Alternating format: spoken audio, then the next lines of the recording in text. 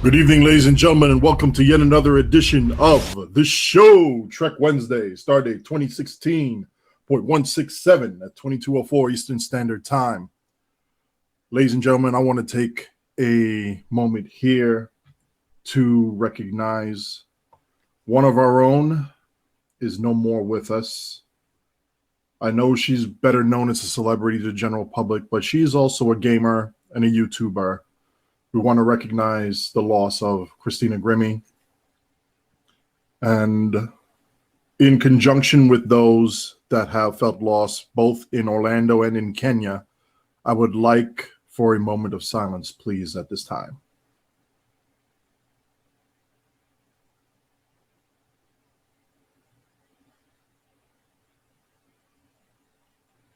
Our hearts and thoughts go out to everybody who's lost a loved one, and we will honor them in our memories as we continue to live on in our lives and enjoy life, because it is that precious.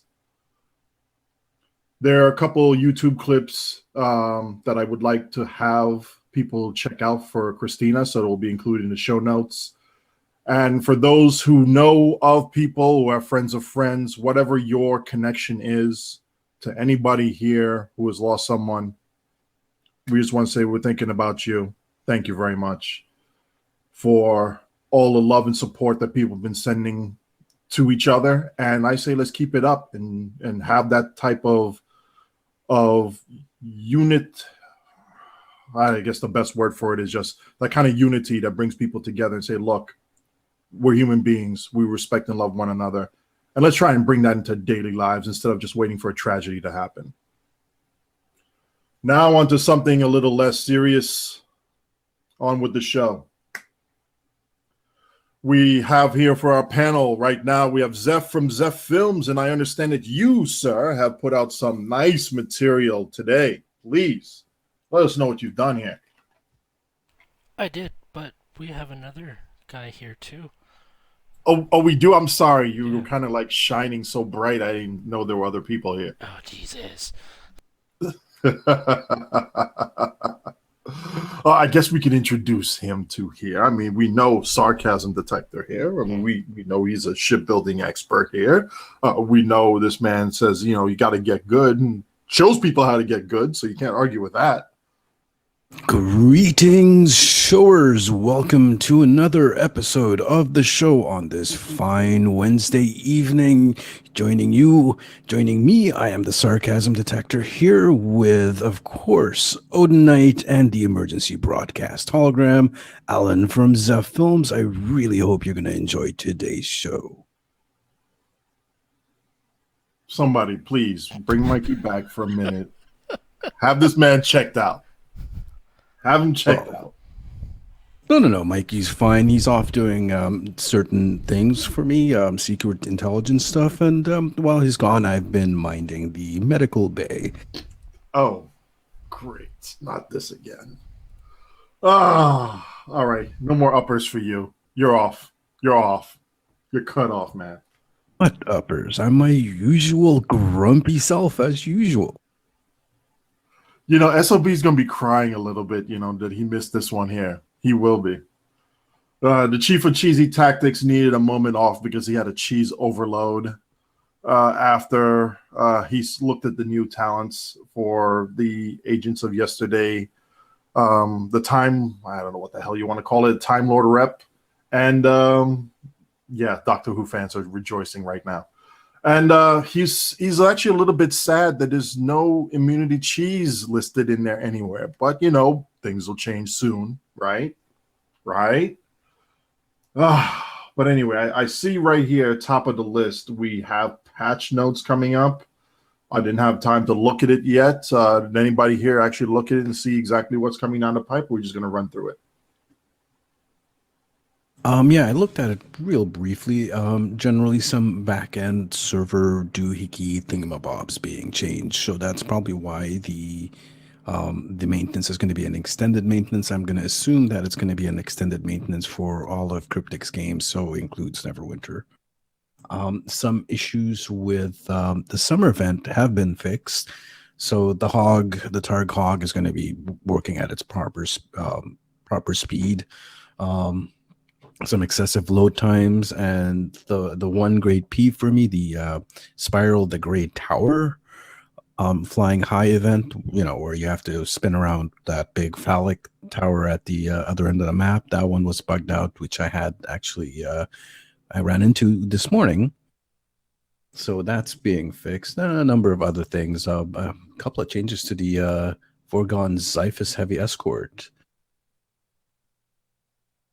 Console select small craft on the bridge is now glowing. So just some minor issues there. I still have yet to see the bridge. I still assume it's going to be the generic pink bridge, the Salmon Bridge. But if anyone has actually gotten the ship early and taken a look at it, and just check out the bridge and let me know. And we'll be sure to update the show notes with any photos that they may present to you, Sarcasm. I'm sure you'll be getting a lot of intel from the folks out there. Or whatever, right? It's also a 6.5 hour maintenance tomorrow as well, so what are you going to do for 6.5 hours if you're not working? I'm always working, son. I ain't got that's no right. problem with that. I'm the only one on vacation in this panel. That's right. I forgot about that. Yeah. Well, I assume most of us are either going to be playing Diggy Diggy Hole or Poopy Poopy Dino. No, you guys are. I'll be working. But, yeah, I know. Sorry, me. But you know what? I got 3 weeks vacation. I got to burn soon. So, anyway, in this case, with these patch notes and after maintenance, I'm sure there's going to be a Marks weekend, right? Yeah. Actually, this weekend is bonus Marks weekend. Starting tomorrow, after whenever the maintenance gets completed, and runs until 10 a.m. Pacific time on the 20th, which is Monday? Yeah, Monday. Monday.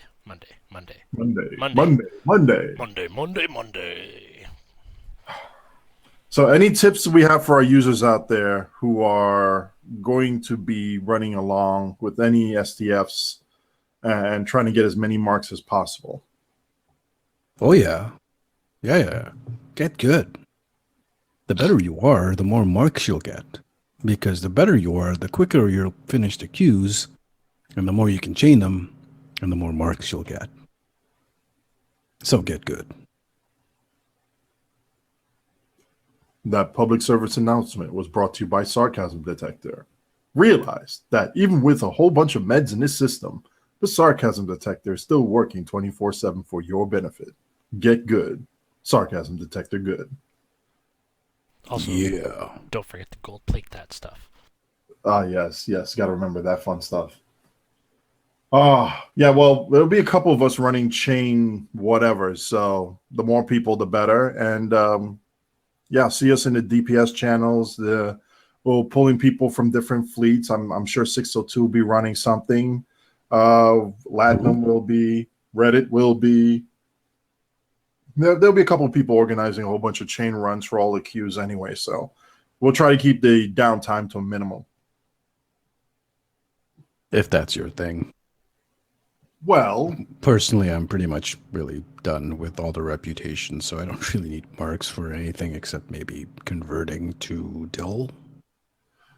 Yeah, funny you brought that up because I was trying to convert a whole bunch of my marks over to Dill on one of my tunes, and I found that to be extremely painful. Especially if, Cryptic wants us to keep playing seats, sit down and play their game a lot. You collect a lot of marks. Once you have the rep gear that you need, you don't need anything else except converting it to Dill. Why does it have to be extremely painful to convert a whole bunch of marks over into Dill? Well, it used to be even more painful. Now you have the X5 and the X10. Right. X5 and the times 10. Remember when it used to be just, 50 marks and you get 500 Dill out of it? Oh, yeah. No. That was bad. That was bad, but I think there's something now that needs to be added in. I mean, I don't know. I mean, I could be part of the 1%ers, but I am seeing this argument made a lot more lately. Where you have people who are playing, quite frequently. They don't need any of the gear off for that reputation, why is it still such a pain in the butt to convert it over? Just saying. Food for thought. Well, I don't know if you want to poke this particular bear, because remember we had a similar complaint about the fleet marks to fleet credits, and they added in that rubbish of a fleet project that only gives you like half of the marks or half of the fleet credits for the marks that you get. So yeah, they might do something similar to the reputations, which is really the amount of grind that they're still adding to the game is just mind-boggling. Speaking of which, I mean, and I know I'm knocking this one a little bit early here within the Tribble patch notes, or I think this was excluding something in addendum to what's coming down the pipeline. As far as skill points are concerned, the acquisition of skill points where you can bank them until the next skill tree comes out is going to be gone. Poof, goodbye, no more. If you get enough experience to go over to gain a skill point, it's not good, and you're already at max skill points for all your trees, you're not going to get a skill point anymore banked. You're going to get dilithium. And everything except for, I believe, is the featured episode rewards, the reward box that gives you a box that you could trade to all your other tunes. Everything else that rewards a skill point will be made immediately available to that tune. So if you're already capped in skill points, boom, that skill point is now converted into dilithium. Period. And so everybody, I guess they're trying to do this one way to say, okay, well, when the new skill tree comes out, you're going to have to grind like everybody else in order to be able to get maximum there, instead of you banking it and then dumping it all into the new skill tree, and then you're off to the races. Well, correct me if I'm wrong. The only skill points that you could actually bank were the ones you got from the featured episode. Everything else, I'm pretty sure, I'm positive that all the other forms of skill points that you got were converted, if you were at the cap, were converted immediately into dilithium. And well, thank goodness that they're converting it to dilithium. Remember, they removed that because it was an exploit. Right. Let's not go into the whole. When Strategist came out, I had 7 points banked. Yeah, you got those from the featured episodes. I had the same thing. I had like a whole bunch from the featured episodes that I had banked. Well, not all of them were in the featured episode box where I could trade them across. Some were just skill points bound to that character. So whatever was causing whatever way that you were able to get those skill points that were bound to that character will not be bound to the character. It'll be converted to dilithium if you're at the cap. Otherwise, it's just a skill point for you to use. So the bullshit here is that, like you just said it, that you want people to start off at the same thing, but really we did grind for those points. So it's not like, those are freebie points that we got. We did work for those points that we banked. I'm going to pull it up right now because obviously I don't trust my memory after a long day. This was from Cryptic Rock, and I'm going to be quoting him verbatim here. Hello, all. We'll be making some minor changes to how our specialization point boxes function with the launch of Agents of Yesterday. Specialization point boxes will require level 60 to open. That's caveat number 1. Players who acquire specialization point boxes before level 60 may open them at level 60. Previously, specialization point boxes could be opened between level 51 and 60.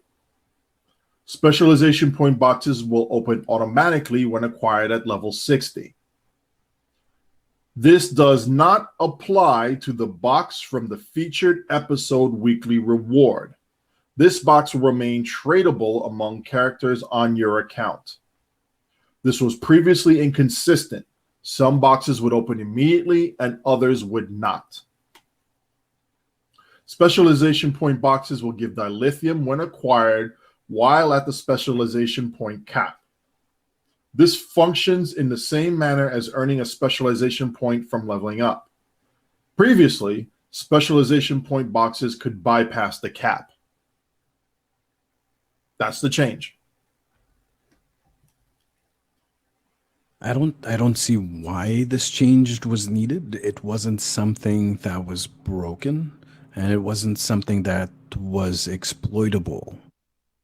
So this is just a little change that's more of a middle finger to the player base. This is my speculation. I'm guessing that they're doing this to try and level the playing field between longtime players and newcomers. So whenever they release a new specialization tree, that the longtime players who are in the game constantly won't have such a monumentous head start over newer players or people who haven't played as long. That is my guess. That's my speculation on it. Yeah, I don't buy that. I don't buy that. It might be their intent of what they're thinking about, but really, come on. If you're an old-time player in a game, you should have a leg up on brand new players. All right, well, That's just how it is. This is just the same in every other game out there. If you want to get to the high end, you have to put the time in. It's really stupid that you want to get the new players to be on a level playing field with people who have put thousands of hours into the game. It's just, I don't buy that. I will say this though, real quick though, that the second question, the fact, why do boxes now open at level 60 only? The answer: this is a combination of standardization and some underlying technical hurdles with how the leveling process works. So their response is they want to try and normalize this to avoid any technical issues. So open them only at level 60. From level 51 to 59, you're just going to have to earn them the old-fashioned way, I guess. Just get experience points and level. Every time you level, you get a point. Yeah, Good you don't job. earn points, spec points when you're below 60. You have to be at 60 to start getting those spec points up, right? Because at the earlier levels, if you're below level 60, you still have levels to gain. Right. Crap. Well, twiddle thumbs. I guess no more running advanced queues. No, we're still going to run advanced queues with new tunes. What are we talking about? But that's it. Take it for what it's worth. We'll put the link to the actual post, and just leave your concerns, your thoughts on there, and see what they say. But moving on here, I believe that they actually put out some of the ship stats. But before we, hold on, let me back up here a little bit. Before we even get to the ship stats, can we just say something about a really nice video showcasing some of these ships? Because, I don't know, man, but hold on. Let me go get a towel. I'll be right back. Maybe you need a sock, actually. But yeah, Alan just released a new video this morning, I believe, and it is a really, really nice video. Very good job on all the work you did on that. How much time did it actually take you to get this video, to finish this video? A couple of days. I can't remember now. It all blurs together. I know that feeling. Yeah, I know I did a heavy chunk of it. Oh, God. Oh, man, I think I had it submitted to the developers for review on Monday. So I had it done Sunday night, worked on it over the weekend, and partially last week. So a good couple of days with like 3 hours each day, I'd say. So, and I'm already working on part 2, which was kind of teased at the end of the video. And part 2 is going to be the tier 6 ships from the pack, I'm guessing. I'm just going to assume here. No, you'll have to wait and see. I'm actually looking forward to that. Yeah. What you got to tease us like that for? Really? Why? Because that's how you get people hyped up. This is so. I worked with some people, with people at Cryptic who work with the media people, and I presented them the idea, be like, hey, I want to help kind of hype up these ships. Can you help me out? And they were able to help me out, and I was able to go to Tribble and do my thing. And at the um, while I was waiting for oh, whatchamacallit, for the okay to actually release it, um, they had released the ship specs, and then I was seeing comments come up from other people saying, "I really want to see the engineering hull of the oh, what is it, the Ranger." And I'm like, this is exactly why you need these kind of videos out there when you're releasing a new ship. So I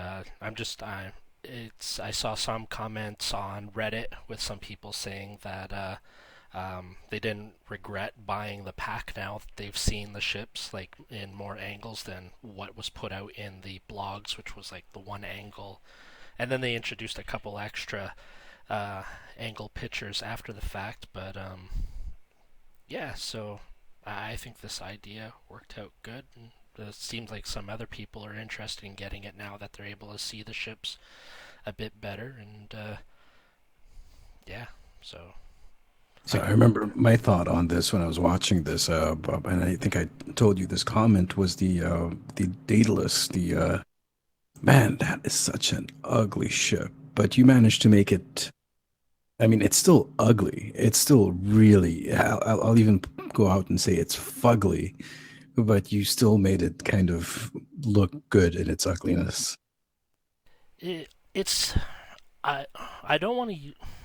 It's a weird looking ship, like really weird. Um, whoever made it did a good job making it, because I know that's kind of like what the ship is supposed to look like. But it's a really really weird looking ship. Like it looks like a golf ball attached to a thermos or something like that, with Yeah. two handles on either side. Um, yeah, it's yeah, yeah, it's a weird looking ship. But of the five, the Connie looks sexy. Um, Thomas Morone did a really good job with that ship, and I'm really digging the Gemini and the Ranger. Those two look really, really good, and it seems like a lot of people are liking the way the Ranger class looks. So, but yeah, I'll have another video out soon once that's all approved. So we have a question actually from the audience, and they're asking if did Cryptic Studios commission you to do this? No, I went to Cryptic Studios and asked them. And they give you their blessing and top secret stuff to do, and yeah, swear your firstborn child and all that fun stuff. Yeah, yeah. There's obviously I'm not allowed to talk about like specific stuff and all that stuff with it, but they're like they I think they sat on it for about a week or so. I guess obviously there was people that they had to talk to and all that stuff, and then they're like, yeah, okay, let's give this a try.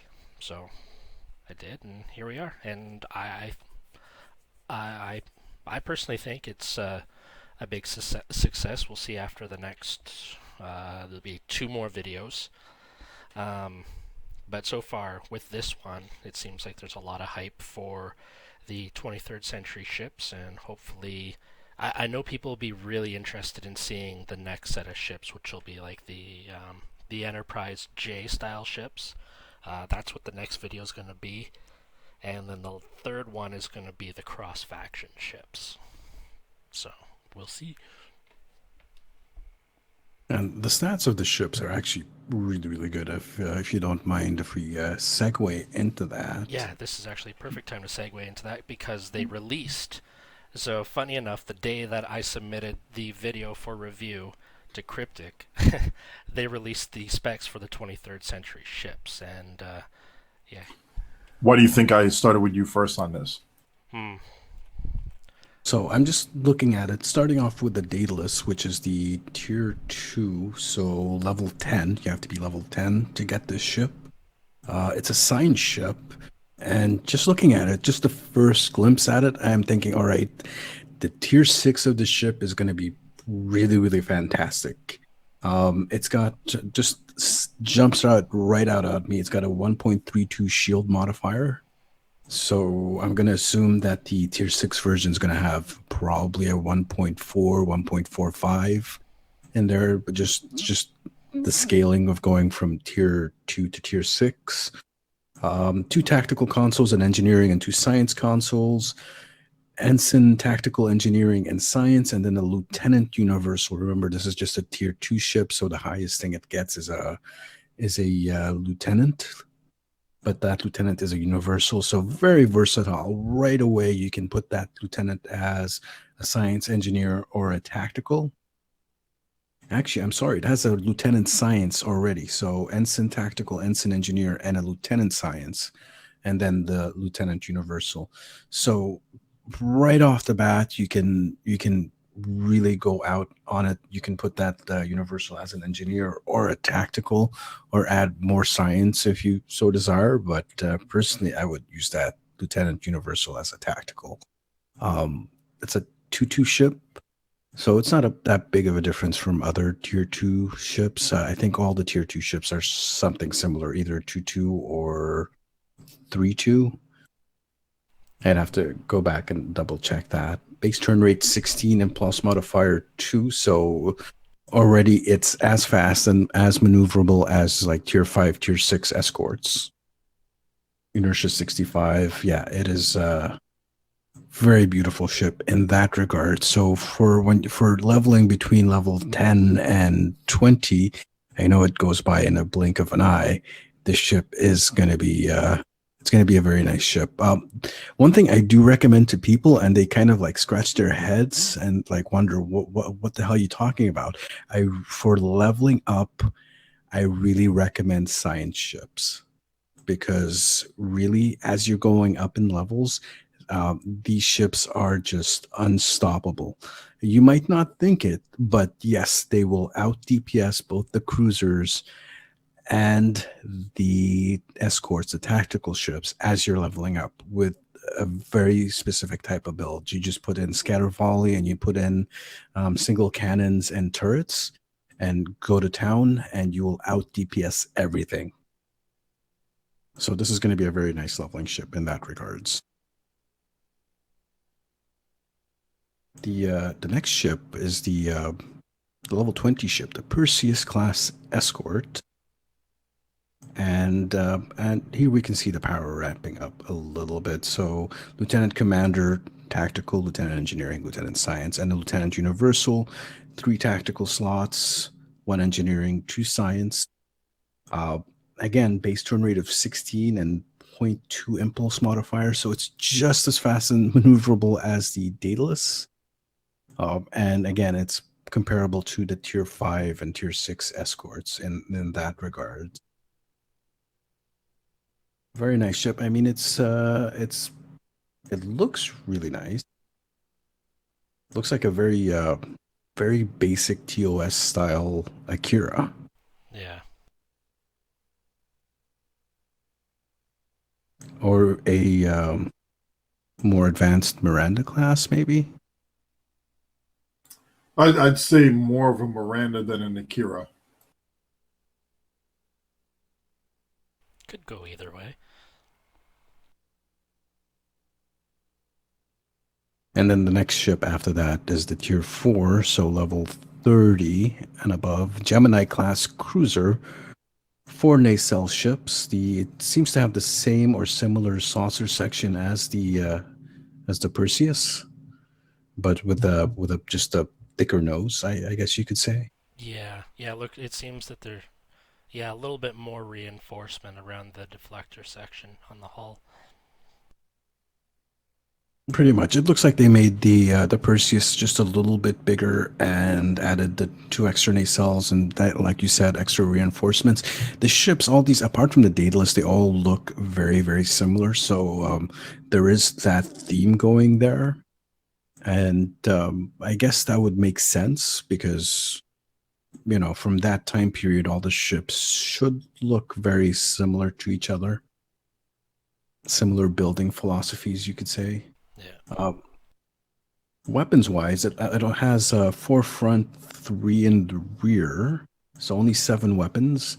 But it does come with a lieutenant commander tactical, an ensign engineer, a commander engineer, the first ship to actually have a full commander, lieutenant science, and an ensign universal, 3 tactical slots, 3 engineering slots, 2 science console slots.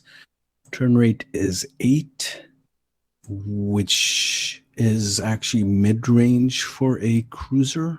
So that's not too terribly bad. Impulse modifier 0.15, so it's a little bit slower. +5 to all power, so it's nicely balanced in that regards. And of course, it gets the full suite of cruiser commands. Actually, there's one missing.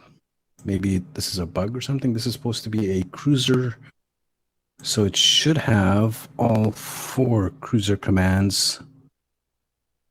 Shield frequency, weapon system efficiency, and attract fire. It's missing the Is it the miss- speed? the maneuverability one. Right, Yeah, it's missing the maneuver. So it's only got 4. I wonder if that's a typo. I'm hoping that's a typo because it should get all 4 of them if it's a cruiser. Might be. And then we get to the tier 5 ship, and I just wonder if there's going to be a fleet version of this. I know there's a tier 6 version, and now you make me wonder if the tier 6 versions are going to be fleet level or if we're going to have to spend extra for a fleet variant. But in any event, so it's a tier 5 battle cruiser with 4-4. And you guys know my opinions of battle cruisers with 4-4. I really prefer them to be 5-3. But any event, Lieutenant Commander Tactical and Ensign Tactical. So pretty standard in that regards, in regards to bridge officer seating, tactical bridge officer seating, a Commander Engineer, Lieutenant Commander Science, and an Ensign Universal. So right away, the bridge officer stations are a little awkward, but still, you got the Lieutenant Commander Science, so you can fit in that Gravity Well 1 in there. It'll work. I mean, 3 tactical seats, 3 tactical slots, 4 engineering, 2 science. Hopefully, if there's a fleet variant, it'll add a extra tactical, or even add a 3rd science, which actually would be better. Base turn rate is 10, so it's on the upper end of maneuverability for battle cruisers. I think the most maneuverable cruisers out there are 10.5 and 11, which would be I think the Undine, the Dromius is an 11, and the luxury cruiser is a 10.5. So it's up there. It's really maneuverable. 0.15 impulse modifier, +10 power to weapons and engines. So yeah, it looks like it's going to be a pretty good ship. Not going to talk about the consoles at this time. We'll save that for a different show when we get more in depth with them. When we actually get our hands on them, probably, and test them out.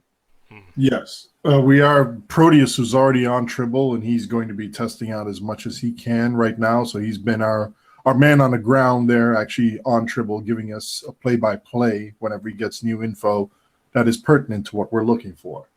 So we do appreciate the work that you're doing there, Proteus. Just a quick talk about the look of this ship. It apart from the main engineering hull below where the deflector array is, if you just ignore that and look at the rest of the ship, it kind of looks like an NX class. Yeah. Like a supersized NX class. Yeah. I dig it. I really like the look of the Ranger. It's interesting. Different, for sure. It feels to me like a hybrid between the NX, a Constitution without the neck, and an Akira style on it. So it's got a mesh of the three, but still keeping its own uniqueness with it. Well, the Akira, the NX is basically a copy of the Akira, just flipped kind of upside down. Where the Akira had its nacelles pointed downwards or below the saucer, the NX had it above.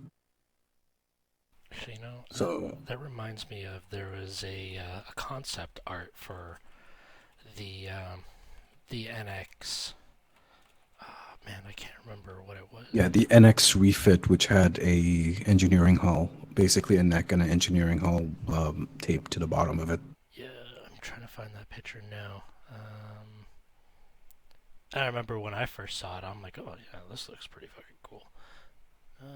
Here it is. View image. Yeah, it was just a shame that they entered Enterprise when they did. Yeah. I'm sure that show could have gone on for another 2 or 3 seasons. They just So I found a picture of the concept of the NX-01 up on the stream now, and comparing that between that and the Ranger. yeah, just if you get rid of the necks and the struts that connect to the nacelle pylons, move that engineering hull forward a little bit, and yeah, it's almost identical. Yeah. I think we might have to reach out to Thomas and the other guy that made the ships for this pack and see if we can maybe get them both on at the same time and kind of just ask where their inspiration came to make these ships. It'd be a really interesting conversation, I think, just to talk ships one night with those two. Indeed, and yes, like someone pointed out, these TOS hulls, these skins, you can actually use them on the Tier 6 variants of the ship. So it's going to be a bit confusing, but yeah, let's looking at this particular battle cruisers. I love cruisers. I especially love battle cruisers. Hopefully, there's going to be a fleet variant. I think there's going to be fleet variant because it doesn't seem like what they're showing us here are fleet equivalent. And probably there's going to be a Tier 5U update as well. But I'm really looking forward to the Tier 6 variants specifically. And hopefully we won't have to spend too much upgrading them. Yeah. While we're here, after we talked about the temporal ships, then I'm just going to bump a couple things up here. What about the bridge officers' powers and entropy? This new thing that they're coming up with here. I guess a new gimmick with all the actual agents of yesterday tunes. What is this entropy that they want to bring into the game? Actually, this is the first I hear of it. I haven't really been paying attention, so you guys let me know what's this. Well, all right. Here's what it is then. All right. So it's an expansion to the Captain spec system. It's a new primary specialization called Temporal Operative. It's thematically tied to the past and the future. Blah blah blah. You know, make it so you're about time and everything else. Really, it's about energy and order and decay. All right. Blah, blah, blah. The overview, we're going to put the links in there. That's fine. The scaling passive is this.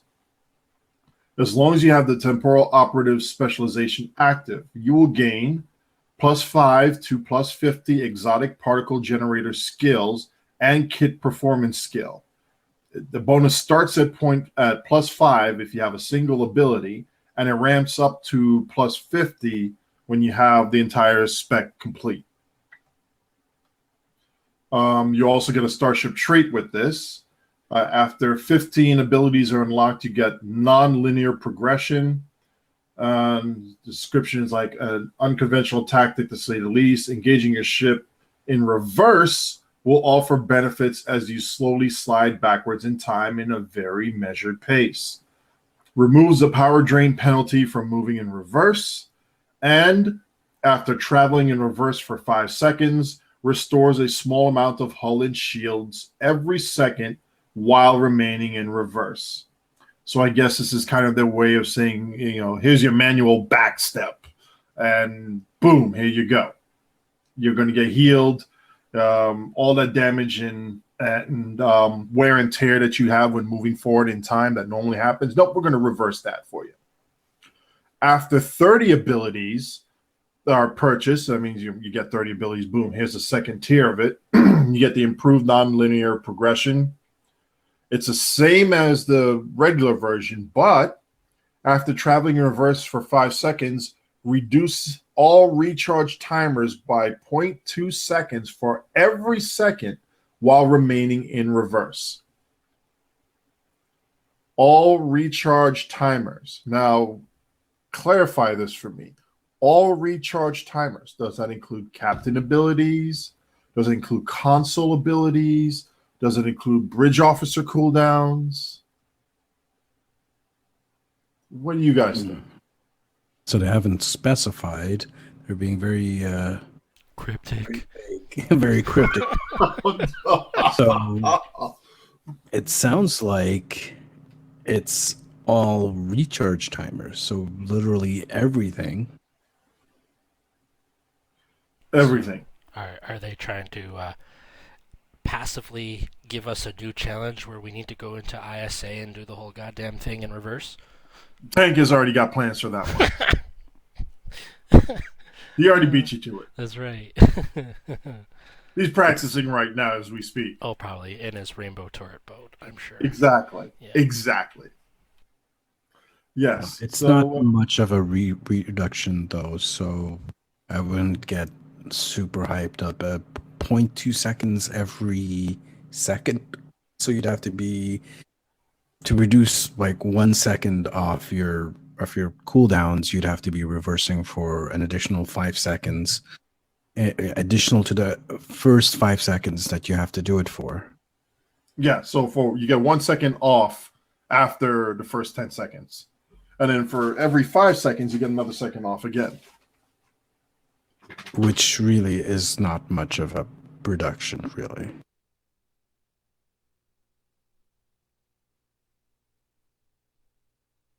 Well, just figuring out the math, I mean, it sounds fantastic. Oh my God, it's reducing cooldowns every second for whatever. Yeah, but it's 0.2 seconds to reduce 1 second of timer, which is like an activation timer. You have to be reversing for 5 seconds. So yeah, you can reverse your way all the way through ISA and get a total. Like, how long is ISA nowadays? Like a minute? a minute, 2 minutes on a average power group, assuming everybody's above 15k deeps. Yeah, with one person above 50. So what? You're gonna get like in a power group, you're gonna get like a total of 5, maybe maximum 10 seconds of cooldown reduction for the entire map.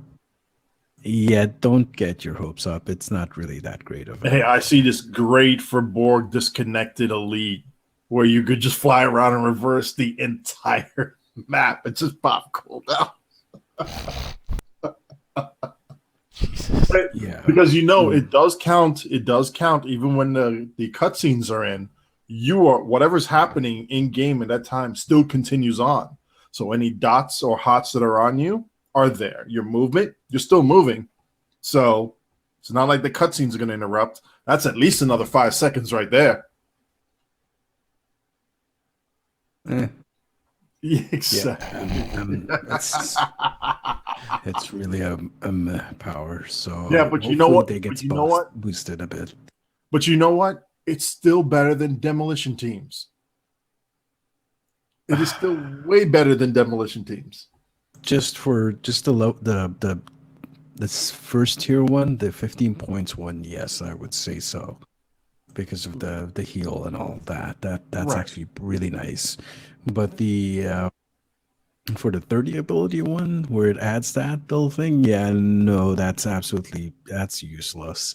So if the devs are listening, you might want to take a look at this and give it a little bit of a buff. Still better Otherwise, than demo teams. Still better than demo teams.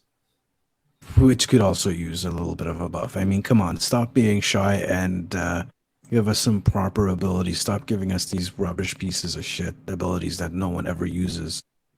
Yeah, we'd like, and what sarcasm is so eloquently stated here is that we'd actually like to have choices that would, at the very least, will be good in one situation or another, where we can look at these things and say, this is good here and here, but this is good here, here, and here.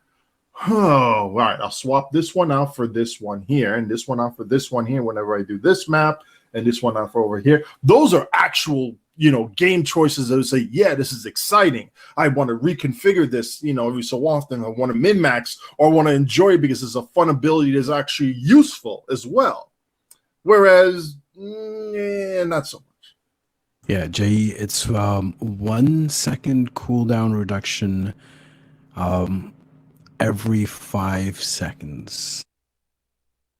So every 5 seconds you're reversing, you reduce your apparently bridge officer abilities only. So Darth Porteous just put that in chat. He's actually on Tribble testing stuff for us as we're doing the show.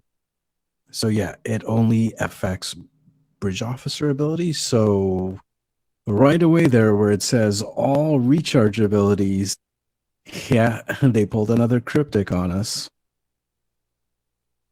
We'd like to thank our man on the ground there for giving us the intel. And yeah, well, you heard it first. Now, enough of taking a sledgehammer to that one. The actual entropy, though. Yeah, but yeah. I actually had something I wanted to look at here, and I'm just saying, maybe I'm just nitpicking a little too much, and only because the names for some of these things just did not make sense. It just didn't, not to me. But okay, whatever. We'll start with the first one here. Entropic Rider. Space ability. Your energy weapons gain 2.5% chance of afflicting foes with a physical dot, plus 10% chance with projectiles. We've kind of seen this power beforehand, haven't we? Several times. I wonder if it's a copy paste of one of the other little things that are now. Omega Graviton Amplifier comes to mind. Yes, there's a few powers that are like that. Darth, if you're do you have a tooltip that shows how much damage that physical dot is by any chance? It's probably going to be something ridiculously slow and useless. I'm not getting my hopes up. I'm just past experience. It's probably going to be useless.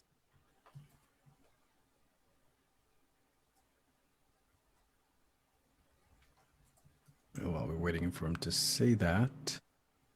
All right, while we're waiting for him, let's go with this. Decay amplification. Sorry, go ahead. The power we're looking at, Darth, is Entropic Rider Space. Your energy weapons gain a 2.5% chance of afflicting foes with a physical dot. Okay, let's go ahead with Decay Amplification. That's the ground one. Mm-hmm. That's a 10 or 20% damage dealt by all of your activated dot effects. Now, activated. There's a key word right there. It has to be an activated dot effect. If it doesn't generate a dot when you activate it, doesn't count. No secondary effects. Inevitability, which is a space and ground trait. All exotic damage abilities gain 5, 7.5, 10% recharge speed. All kit module abilities gain plus 10, plus 15, plus 20% recharge speed. So it's actually a nice one. Yeah. You have quite a bit of plethora of abilities that reduce the cooldowns of science abilities. This one's specific to exotic damage. I love all exotic abilities like that, science abilities. So that's a really interesting power, actually. And for the ground pounders out there, especially folks like me who are every once in a blue moon or two that actually go on the ground. I'm even as a TAC captain, I'm a heavy user of my kit abilities, and having those things come back faster. Yeah, I'm going to be liking this a little bit. I might actually visit the ground a little bit more, unless I get triggered by another micro torpedo fail. Then I'll be like, curse you, and then back up in space again. Okay, Darth says entropic redistribution, which is something else completely different. I wonder if they messed up the some typos there. It says 2,585.6 physical damage ignores shields. Well, physical damage typically is like kinetic damage, is straight to hull. Not that big of a hit. Are you in space or on ground, Darth?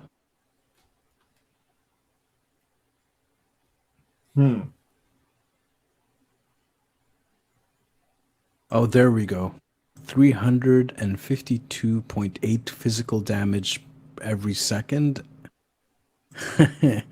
Lovely. And how long is the dot on that? For 5 seconds. Snooze. Snooze?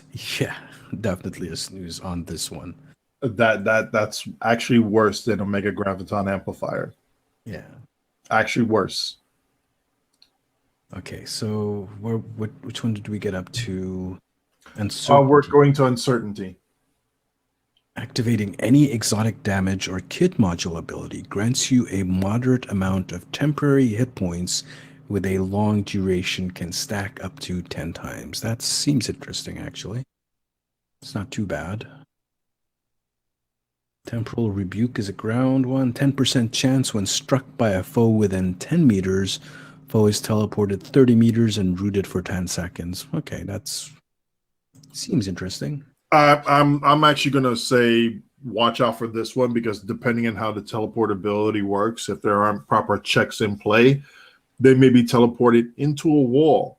And if you need to clear an area out of all mobs before you can advance to the next area, if they're teleported to a wall and you can't target them, problem. Wait. Did you say 497.2 temp hit points on Uncertainty 1 and 745.9 on 2? Are you I just got to ask, Darth, are you in space or on the ground for this? Because that would make sense if you were on the ground and it was scaling with the ground. Please tell me you're in space. Or please tell me you're on the ground and not in space.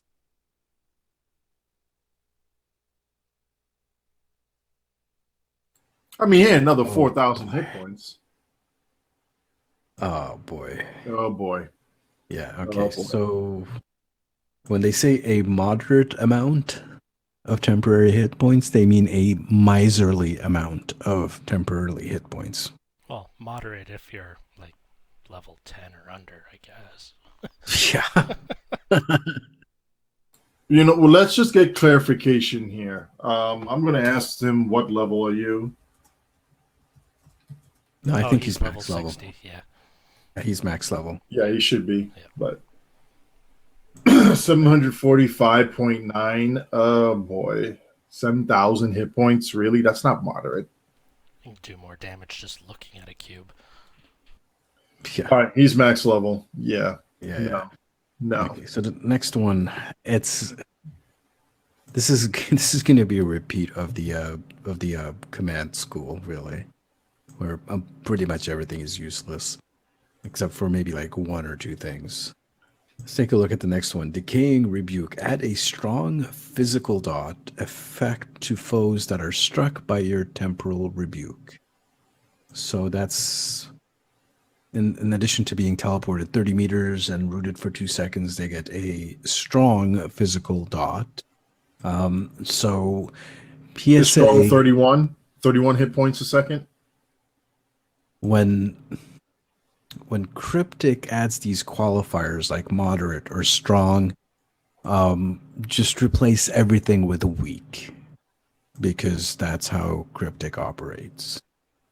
I can see up to a point that they want to keep the actual numbers vague so that we don't have the expectations. But all right, this is a video game where a lot of players at the level that we're at want the hard numbers, mostly because we want to be able to tell people who will ask us anyway, what are the numbers? Is this any good?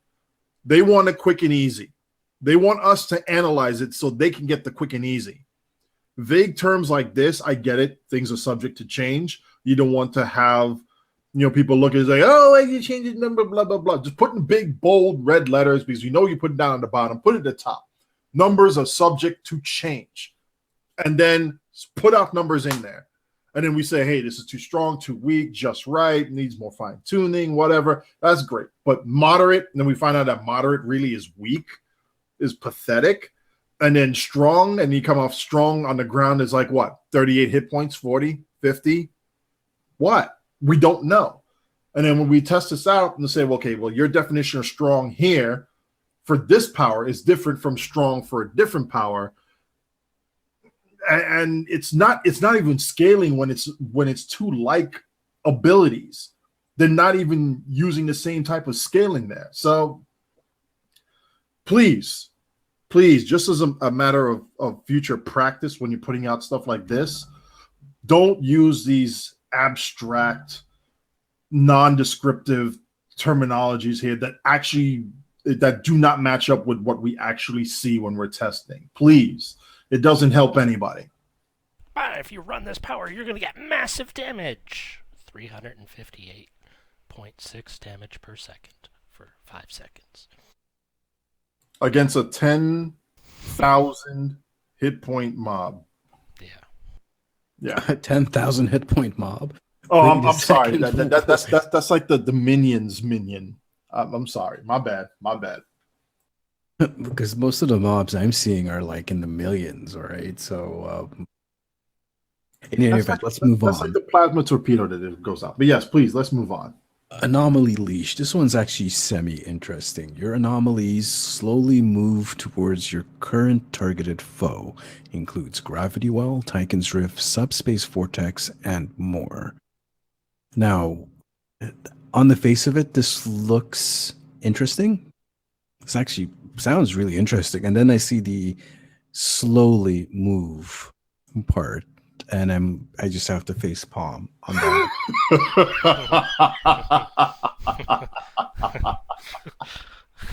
If Cryptic says it moves slowly, it means it moves fast in this case then, right? Because if major damage is like 356 damage per second, then slowly move means Tychon's Rift is going to move into your opponent at like warp 10, right? No. This is not opposite day, man. No, it's not. No. They don't do opposites. They just over exaggerate greatly. So slowly move toward your target means that you won't notice the difference. It'll get there in about half an hour. Well, Gravity Well, I don't think you'll really notice it at all, especially if you're running a good Grav Well with part gen or whatever. Like a Grav Well 3, you're sucking in the thing like in a second flat, so Tychon's Rift. Yeah, hold on a second here. So it's your current targeted foe. Now, if you have a targeted foe and you hit the Gravity Well, it's going to drop the Gravity Well on top of the targeted foe, not at a distance from it. So I don't understand here. Unless if you switch targets, it decides to move. So the Gravity Well or whatever anomaly it is has to pay attention to which foe you have targeted. I sense a lot of client server updates with this one. Yeah. Oh, wait, here's a good ability that you're going to absolutely love, Odin. Phasic Artillery. So are you sitting down, Odin? Right. I've already sat down. I've looked at this thing. I stood up. I paced around the room for a minute.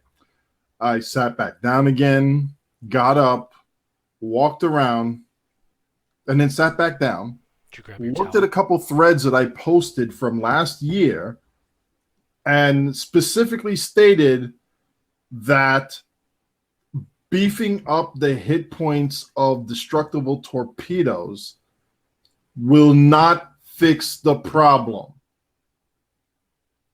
What happens?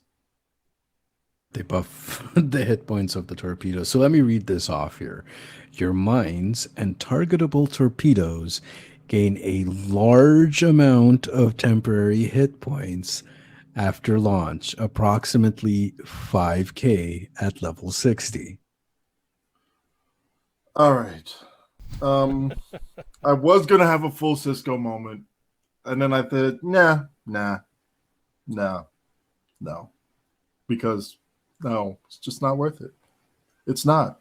It would have been something that I would have looked at that and said, okay, at least they're trying. If it wasn't already stated, this is the wrong thing to do. It is completely the wrong thing to do, and yet they've done it anyway. I see this, and I'm looking at this, and I'm thinking they're making a mockery out of all of us. Major, shut that thing off.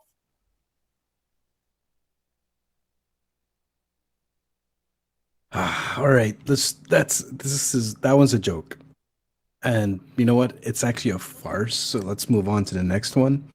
Continuity. It's a space. Once every 3 minutes. 3 minutes? Really? It has a 3-minute timer on it. Bloody hell. All right. It's already garbage. But let me continue reading.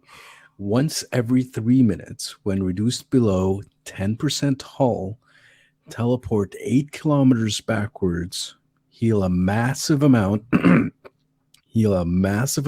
hull and shields, and drops all threat versus NPCs. However, you suffer a large reduction of outgoing damage for 20 seconds afterwards. I got nothing.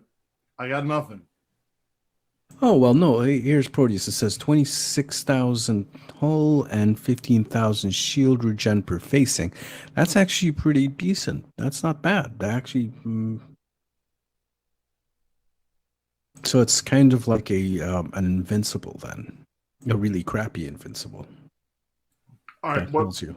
let's look at this thing realistically. Who's going to run this? All right, if you're in a solo mission, I could see this. But once every 3 minutes, okay, your emergency get out of blowing up card. All right, that's fine.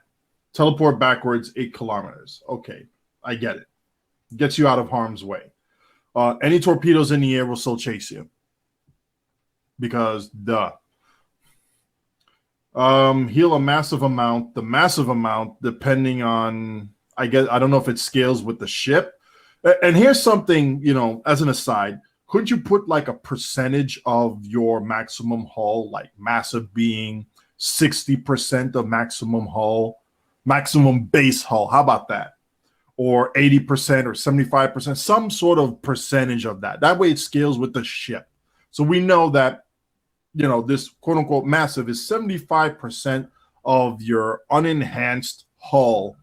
This is before Jevanite, before any abilities that give you extra hull.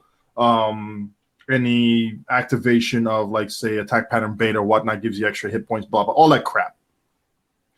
That would give you a number that people say, okay, well, 60% of 50,000, hey, I'm good with that.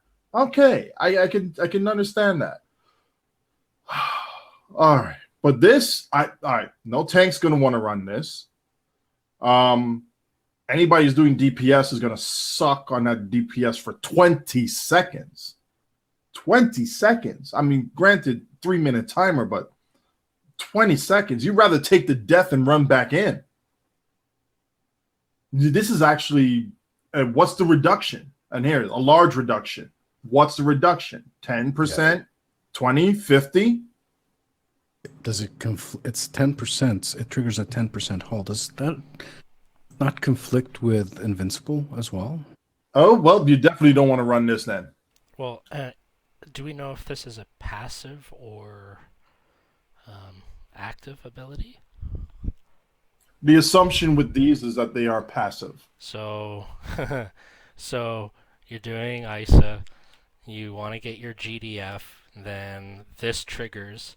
So you blow up the first thing. You think you get your GDF. Then, if you're in a ship where was it 26,000 HP? So that might equate to putting you back over 50%, and then you're teleported 8 kilometers backwards, and then you get a power reduction, or sorry, damage reduction. That sounds. Okay, so it says here 80, or Darth Porteous just said 80% damage reduction and 67 flight speed debuff for 20 seconds. What? I'd rather take the death and run back in. Yeah, exactly. Yeah. I'd rather take the death than run back in because, like, the death timer is what, like 5-10 seconds, whatever that Nah, is. it's random. And you see, here's another thing, just as a tangent to this one. Death timer, not consistent. The first time you blow up, it could be 12 seconds. First time could be 7. First time could be 18. Not consistent. What gives? So yeah, even then, it's still shorter than 20 seconds, and you're still doing full damage when you come back. Well, hold on. It can be negated by spending 2 more points. So it's a 3-point thing. Does it completely negate it?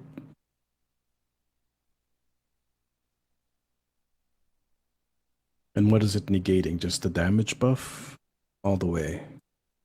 And the damage and the speed debuff is being completely negated in that way. So you just have the heal and the teleport.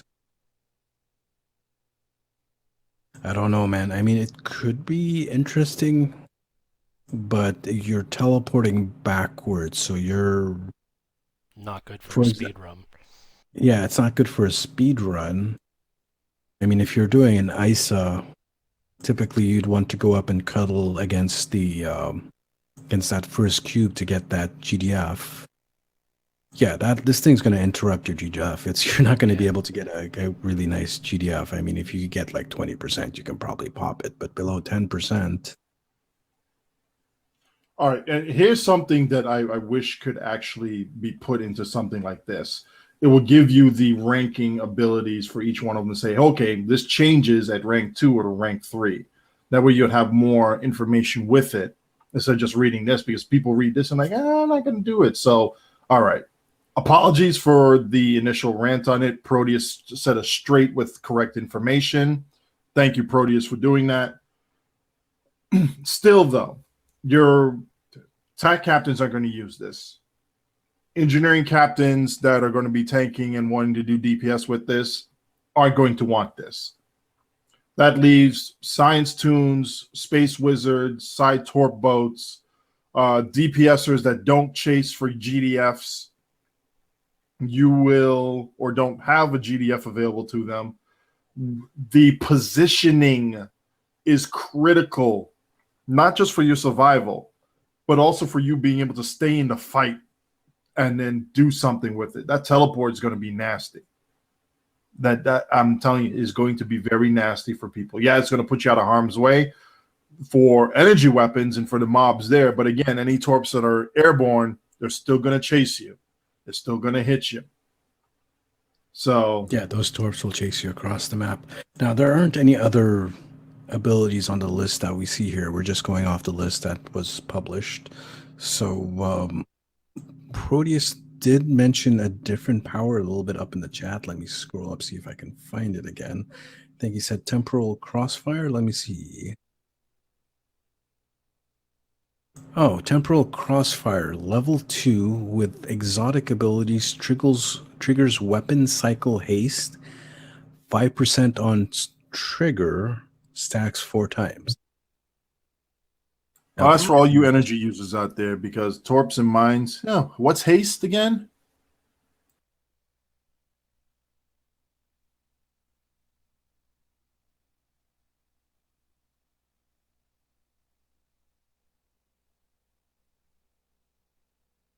Okay, could you clarify this for me a bit, Darth Porteous. If you can check, so it's exotic abilities. Using exotic abilities will trigger that. So it'll give you 5% haste, and it says it's weapon cycle haste. Is that all weapons, or is it just energy weapons? Haste has never affected torps and mines. There is a haste that does affect torps and mines. Oh, which one is that, please? It's one of the consoles.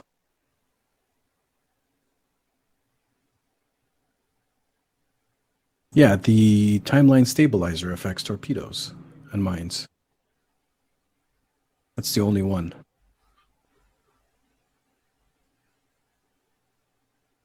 So just recently they released two consoles that have haste on them. There's the console from the Tactical Odyssey, the Tier 6 Tactical Odyssey. That one is only energy weapons, but the one that came with the Krenim Science Vessel is affects all weapons. And I have that one. It has not affected the firing rate for any of the torps. They're still the same. With the the ferrofluid reduces the global cooldown for the torps, but as far as putting that thing on, no, still same rate of fire. Doesn't affect it. We're gonna have to double check that. I was sure. Yeah, we'll definitely double check that one there.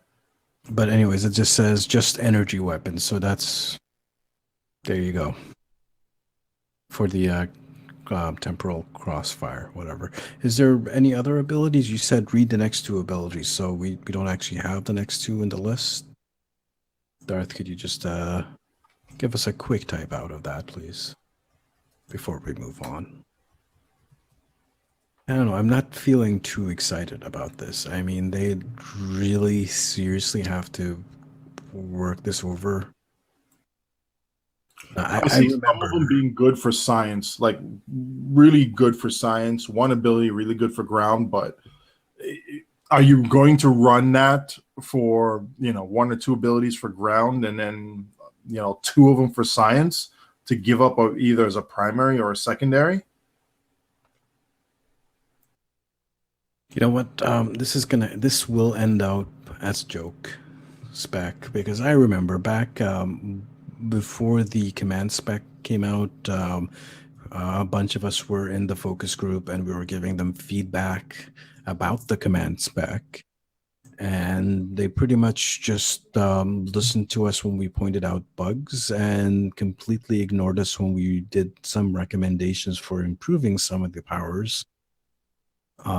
They came back afterwards and gave some of the abilities some minor buffs, but they're still garbage. They're still all useless. So it's going to be the same thing here. We're going to complain about a lot of these powers being garbage and underpowered and whatever, but at this point they're pretty much set in stone. I do not see Bordicus or anyone who's working on this actually going in and actually putting some meat on some of these abilities. So yeah, I wouldn't get your hopes up. It's going to be garbage. Yay.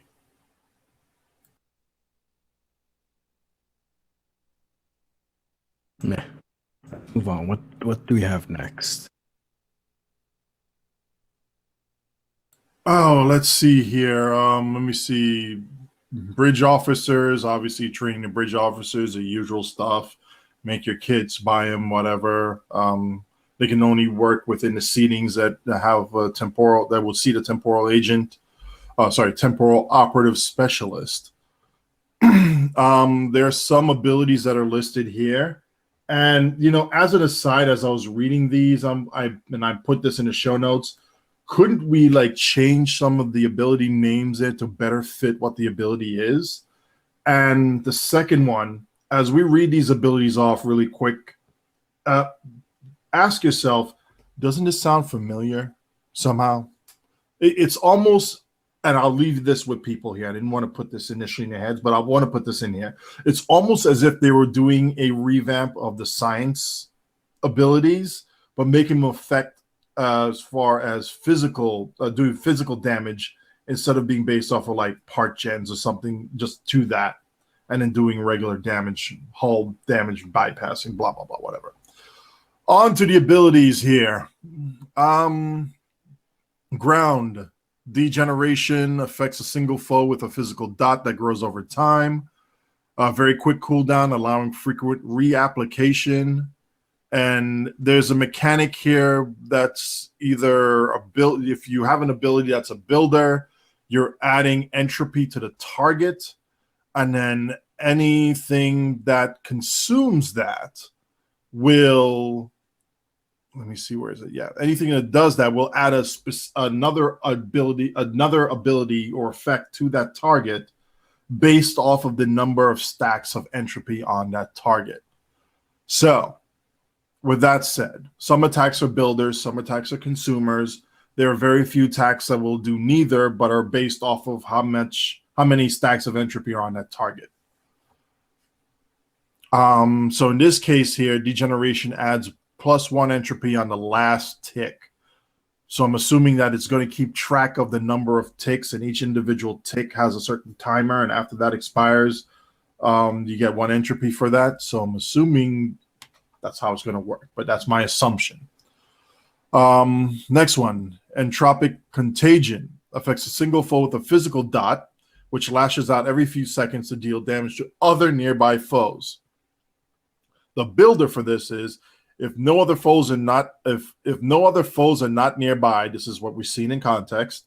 Each attempt to lash out instead adds +1 entropy to the primary target. Chronometric diffusion creates a field at the foe's location, which reduces run speed and outgoing damage to all foes within it. Ground version of Gravwell, with an inhibitor field on it. Builder. Each foe in the field has a chance of receiving +1 entropy every second they remain within it. So that seems to be the ground controller's big effect right there. I have a quick question. Go for it. Entropic contagion, the builder. Isn't that a double negative if no other foes are not nearby? That's what I said, seen in context. If no other foes are not nearby. That means if foes are nearby. All right. So what it really meant, probably should read is, if no other foes are nearby, each attempt to lash out instead adds +1 entropy to the primary target. So yes, whoever wrote this, I understand late nights in the office, whatnot. This happens. You're forgiven. We do it too. Casual entanglement, because, professional entanglement sounds really harsh too. Toggle ability centered on self, which weakens the shield hardness and damage resistance of all foes within its radius. What's the radius? For each affected foe in range, the effects to all foes are magnified. And the builder is any foe within range when the effect ends or is turned off receives +3 entropy. So couldn't you cheese that and say, just turn it on, turn it off, turn it on, turn it off, turn it on, turn it off? Unless they have like a minimum threshold where, it has to be on before they can build entropy. But that's a lot of tracking on there, isn't it? Let me see the next one here. Uncertainty burst. We have recursive affliction, spread decay, chronoplasty. Most of these are builders except for spread decay, which is a consumer. And I'm just going through all these real quick here because, one, for time, and two, because you could read them yourself. But some of these feel like, okay, they're redoing some of the powers, but with a slight twist. Others are like, okay, this seems to be a little bit new. Let's see how it plays out. But we wish we had a little bit more detail to it. I guess that's where we are encouraged to go on a Tribble and then test that out. Got time? Go ahead and do it. The space ones, obviously, since a lot of us are space jockeys, we'll be very much interested in that. Again, we can read these and see. But we're looking at stuff like this, like here, right here, this one here, shared fate. Toggle the ability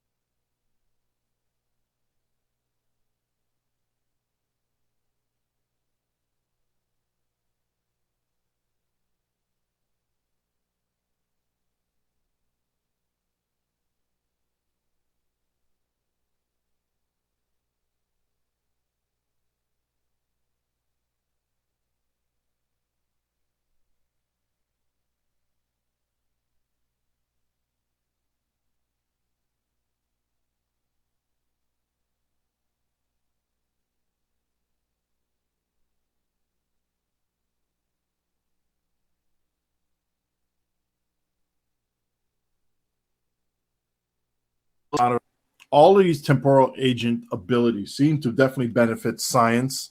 And I see Ernest finding a good ship to be able to drain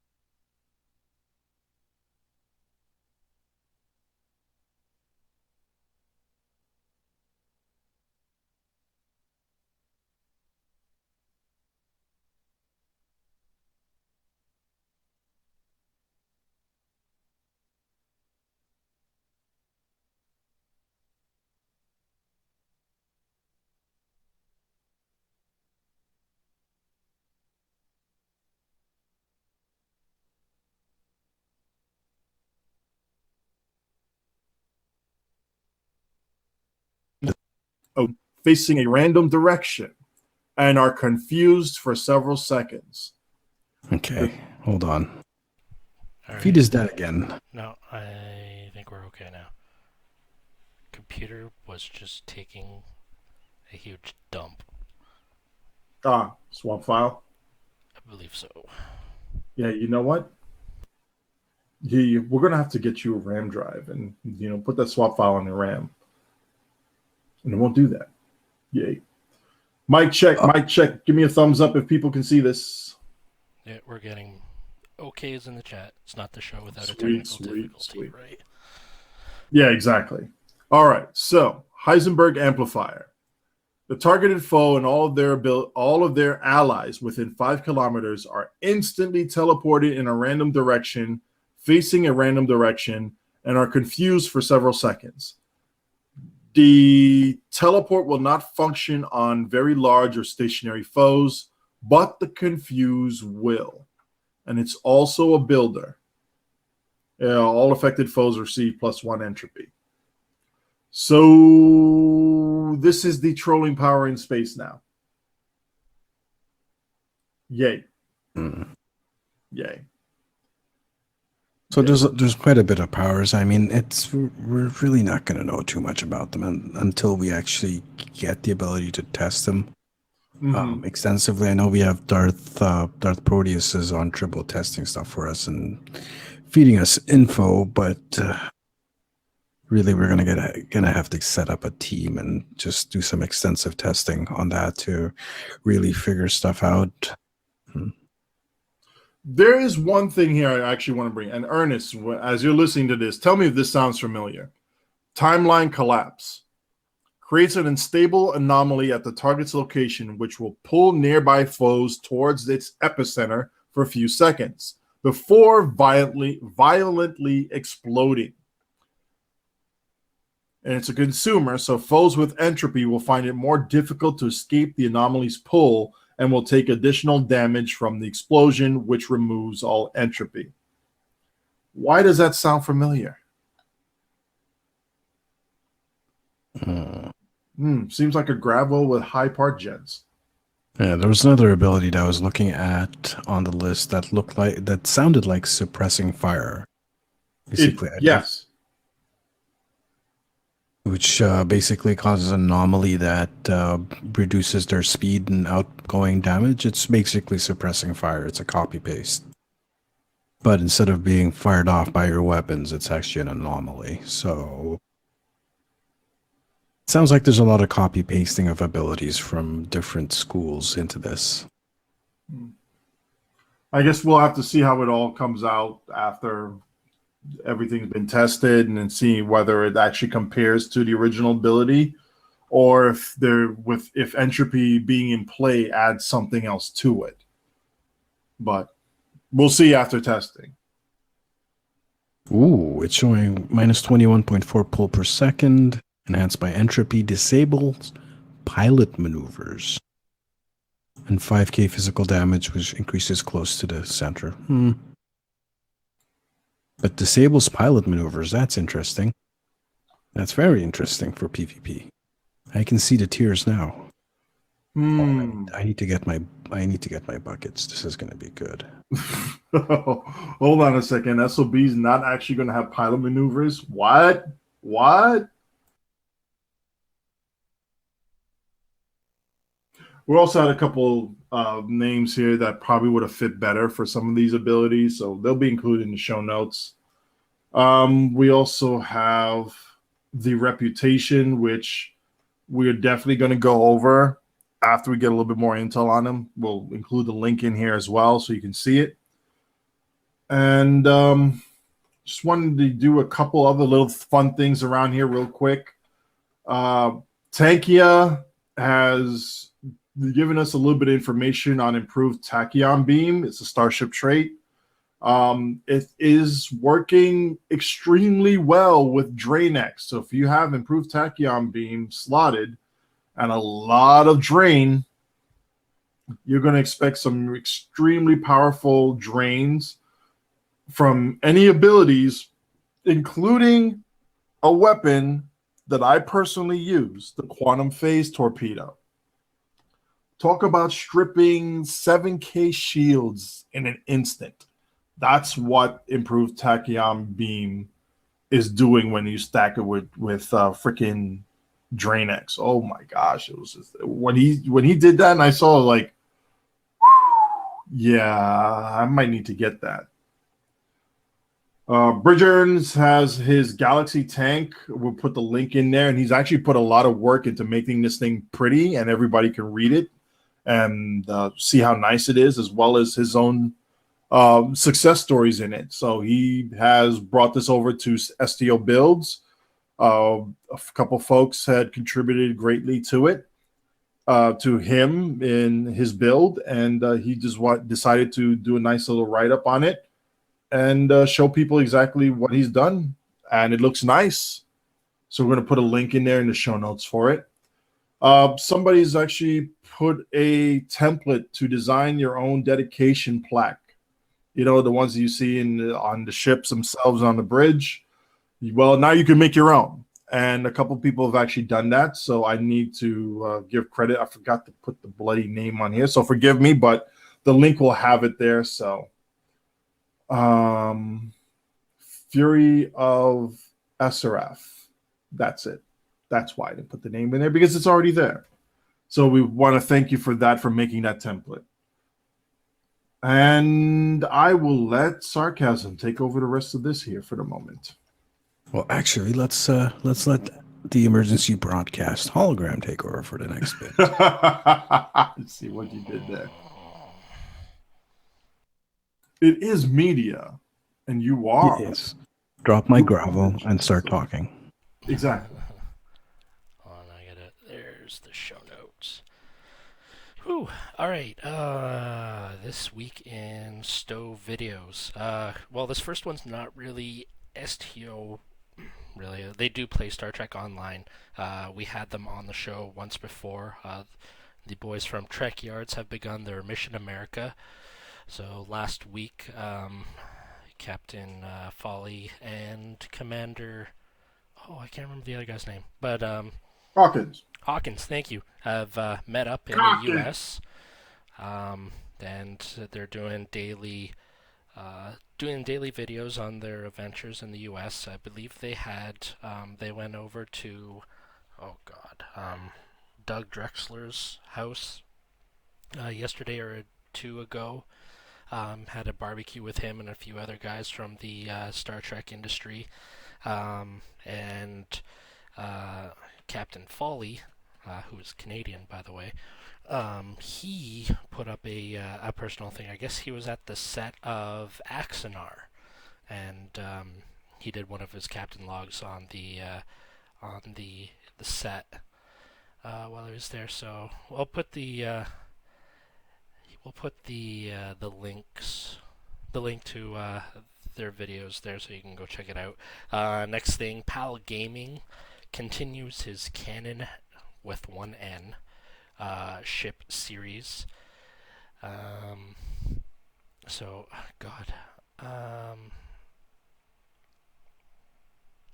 Yeah, I took my video off of there. Oh, did you? Oh, Yeah, Sorry. because we talked about it last week. Oh, did we? Yeah, you weren't here. Oh, that's right. I wasn't here yesterday. Well, maybe I want to talk about it. Well, fine. Go ahead and talk about it.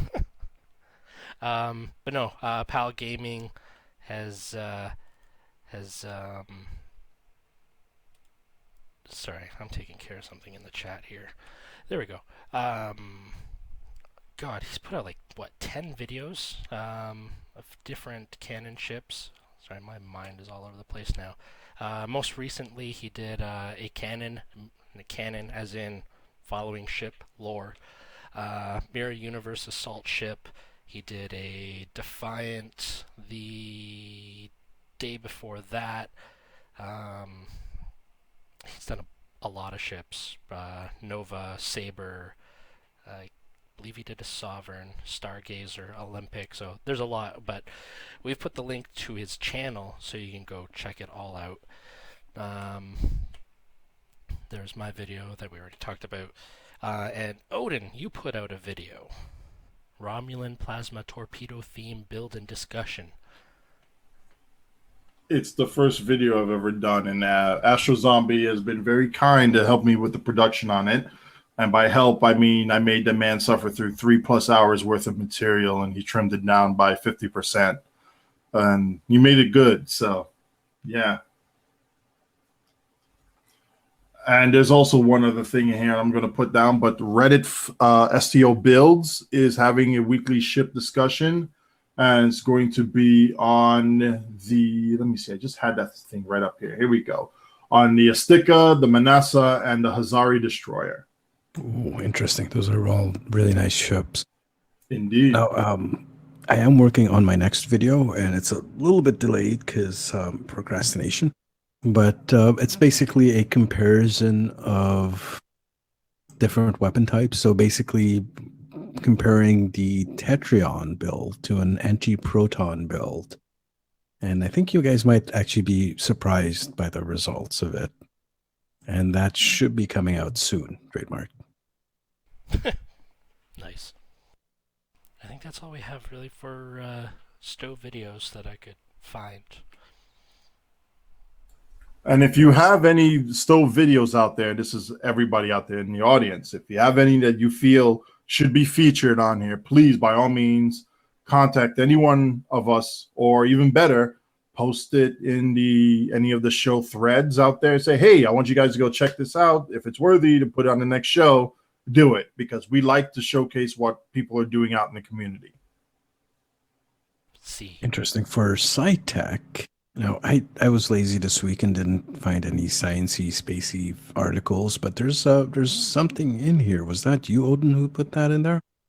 Why, yes, it is. It's actually very great, and I'm so glad you didn't find anything, because this one really is like the next step in the nail in the coffin for anybody who doubt that there is life outside of planet Earth. Chiral molecules have been confirmed to be found in the interstellar medium, and not even 2 days after I put this in the show notes, they are almost certain that they're confirmed on which handedness those molecules are. For example, yes, exactly. For example, on Earth, life forms that we know of here on Earth are all left-handed chiral molecules. So are all left-handed base. Like it's all arrangements, pretty much. So look at your hands, left hand, right hand, and you put in gloves on that one. Well, if you flop them over here, you put a right-handed glove on the left hand, it looks kind of odd, right? Well, that oddity actually comes to bonds, chemical bonds that happen within atoms to form smaller molecules and then larger molecules. So if you have a left-handed molecule and a right-handed molecule, 9 times out of 10, I'm exaggerating the 9 times out of 10, but 9 times out of 10, they won't interact with each other.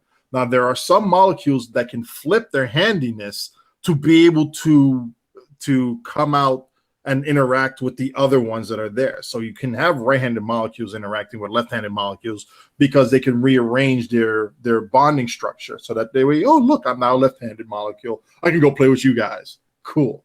But that's beside the point. That's your chemistry lesson right there. What they found in space are all of these chiral molecules that are a part of life as we know it on Earth in the interstellar medium.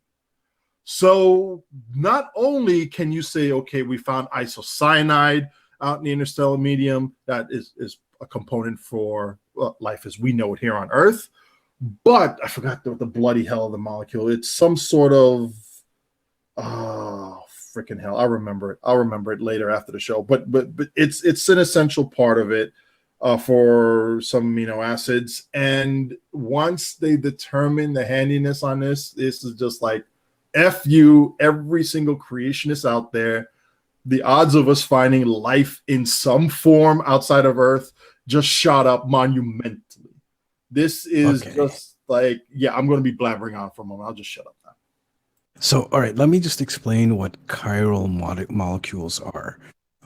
This gets really into chemistry. So, like Odin was saying, there are left-handed molecules and there are right-handed molecules, and basically, these molecules are just mirror images of themselves in regards to their bonds, how they, how the bonds form and how like the shape of the molecule is. They're exactly the opposite. They're mirror images.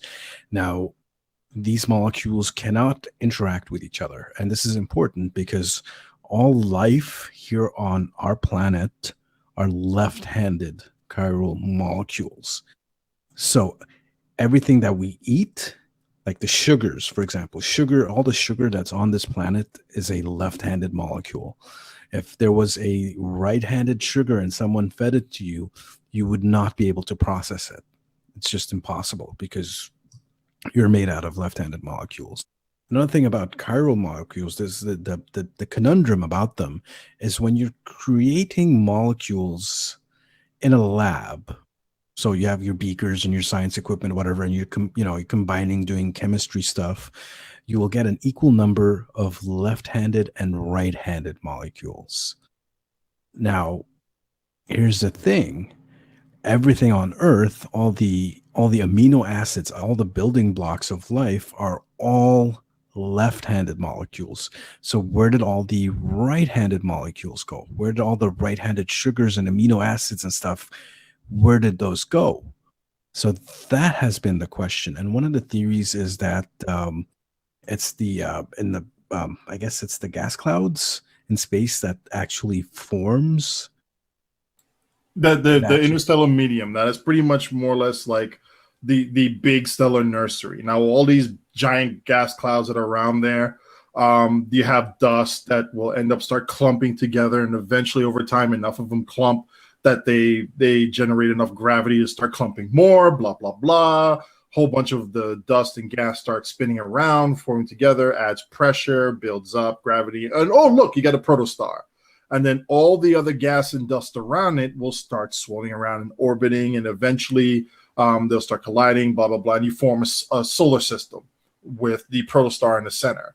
And then as that protostar ignites, then it blows away all the loose stuff that would contain molecules like this.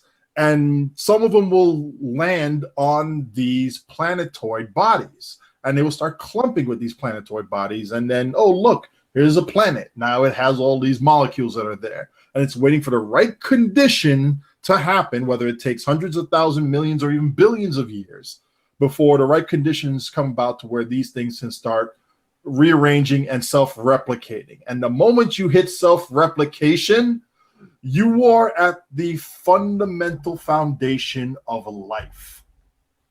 Yeah, there's some depth. Now, I was just talking about just the pure science chemistry part of it. The question of where all the where all the right-handed molecules gone. Why are there only left-handed molecules here on Earth? There has to be some kind of bias for that. Because with chiral molecules, I just said before that if you're creating molecules in a lab, you'll get an equal number of left-handed and right-handed molecules, unless there's a previous bias in there, in which case you'll get just one type of left-handed or right-handed. So, the question science has is, where are all these right-handed molecules? What happened to them? And the other thing is the more philosophical, I guess, is yes, the building blocks of life are out there. They're ready to seed planets. This is where, the very basic fundamental building blocks, the amino acids, the sugars, all that is out there in space, ready to seed life. So yeah, it's absolutely fascinating. I'm gonna have to look that one up. That's do you know if those molecules that they found, are they left-handed or right-handed, or do they not know yet? They are attempting to determine whether they are right or left-handed. And there's a really good diagram on the second link there where they have S-propylene oxide and R-propylene oxide. And you can actually visually see it where they were left and right. And you look at one part of the molecule itself. You look at the whoa, freaking hell, oh my gosh, my organic teacher is going to kill me.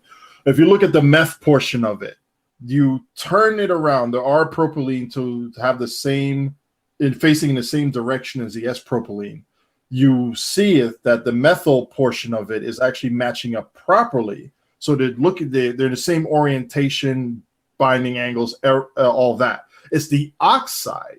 Instead of being on the left-hand side, if assuming that the methyl is facing towards the right, the oxide is on the left-hand side of the plane, and in our propylene, the oxide's on the right-hand side. So there's your left-hand and right-handedness right there.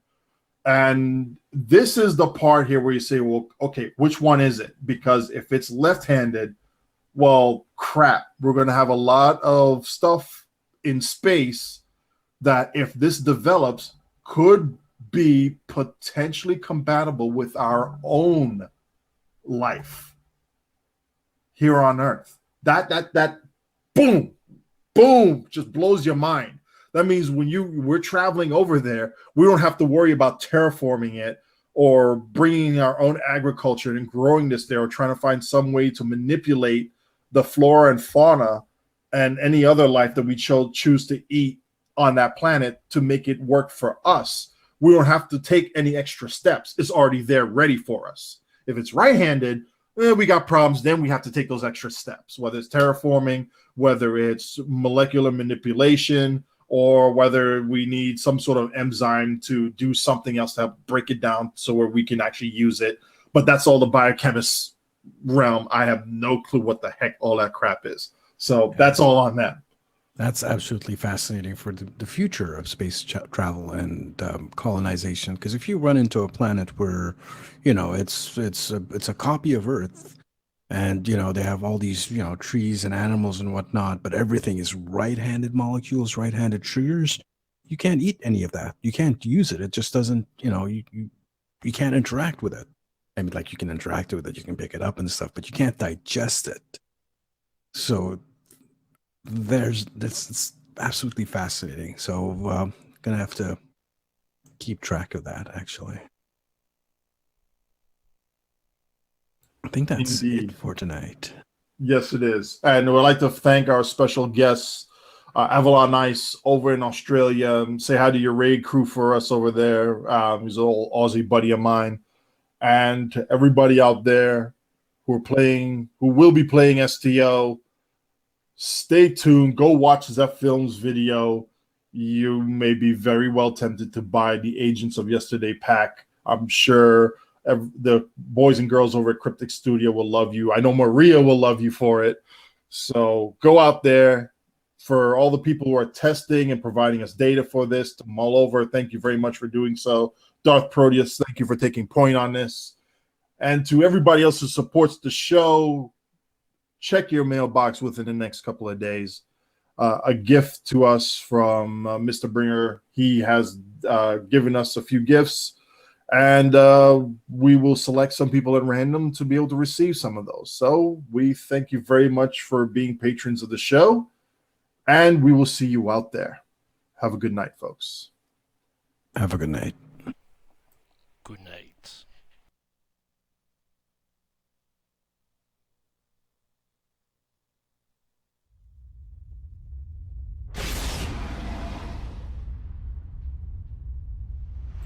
I so nerded out on that one.